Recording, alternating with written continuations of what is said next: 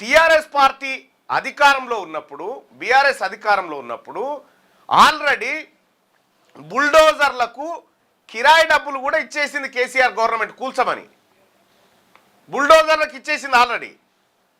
ఆ రోజే కూల్చేటోళ్ళు. కానీ కోర్టు తీర్పు అక్కడ ఉన్న వాళ్ళని డిస్టర్బ్ చేయకండి, సౌకర్యాలు కల్పించండి, తహసీల్దార్కు అధికారాలు లేవని చెప్పడంతో ఆగిపోయింది. సేమ్ దాన్ని వాళ్ళు ఇప్పుడు కొనసాగించారు కోర్టు ఆర్డర్ చేతిలో పెట్టుకొని.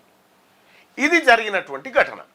ఇక్కడ మరి ఎవడు దోషి అంటే ఈ పేద వర్గాలకు దొంగ పట్టాలు అమ్మినటువంటి ఎవరైతే ఉన్నారో వాళ్ళు అసలైన దోషులు. ఇక్కడ ఈ స్థలం కలెక్టరేట్కు దగ్గరగా ఉందని, ఈ స్థలంలో నాయకుల ఇండ్లున్నాయని, ఈ స్థలం పైన నాయకుల కళ్ళు పడ్డాయని రకరకాలుగా వాదనలు చెప్పారు.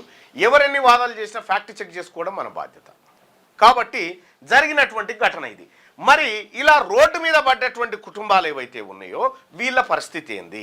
వీళ్ళ తరఫున తెలంగాణ రాజ్యాధికార పార్టీ పోరాటం చేయబోతుంది. ఇవాళ ఖమ్మంలోకి పోయేది వాళ్ళ తరఫున. సేమ్ టైము వీళ్ళకు దొంగ పట్టాలు అమ్మినటువంటి వాళ్ళ పైన పీడీ యాక్ట్లు పెట్టి లోపటేయాలని డిమాండ్ చేయబోతా ఉంది. వాస్తవాలను పరిశీలించడం కోసం నిజ నిర్ధారణ బృందంగా అక్కడికి పోబోతా ఉన్నాం. అక్కడ ఉన్నటువంటి సమస్యలు మాట్లాడతాం, బాధితులతో మాట్లాడతాం, అధికారులతో మాట్లాడతాం. ఇది జరిగినటువంటి కథ.